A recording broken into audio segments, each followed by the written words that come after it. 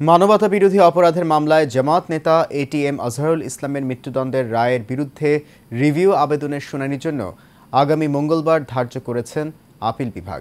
সকালে বিচারপতি মোহাম্মদ আশফাকুল ইসলামের নেতৃত্বাধীন আপিল বিভাগ শুনানির জন্য এই দিন ধার্য করেন। আদালতে বিষয়টি শুনানির জন্য উপস্থাপন করেন অ্যাটর্নি জেনারেল মোহাম্মদ আসাদুজ্জামান।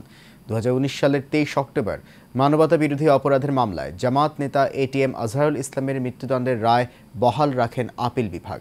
মুক্তিযুদ্ধ চলাকালে রংপুর অঞ্চলে 1256 ব্যক্তিকে গণহত্যা, হত্যা, 17 জনকে অপহরণ, 1 জনকে ধর্ষণ, 13 জনকে আটক, নির্যাতন ও গুরুতর জখম এবং শত শত বাড়ি ঘরে লুণ্ঠন ও অগ্নিসংযোগের মতো 9 ধরনের 6টি মানবতা বিরোধী অপরাধের অভিযোগ আনা হয় এটিএম আজহারের বিরুদ্ধে। এসব অভিযোগের মধ্যে 1 নম্বর বাদে বাকি 5টি অভিযোগে তাকে ট্রাইব্যুনাল মৃত্যুদণ্ড দেন।